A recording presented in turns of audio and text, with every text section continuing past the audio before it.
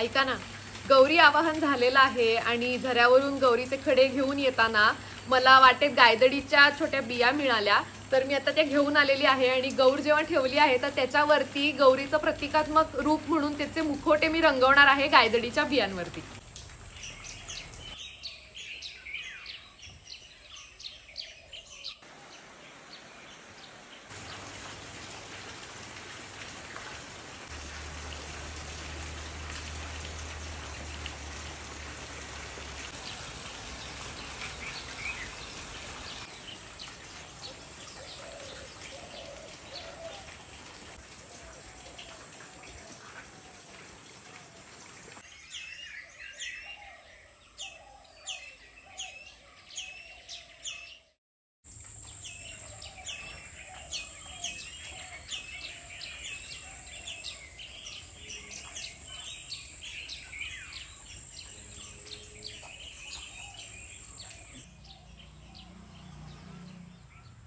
मी रंगवलेले हे गौरीचे मुखवटे कसे वाटले कमेंट करून नक्की सांगा.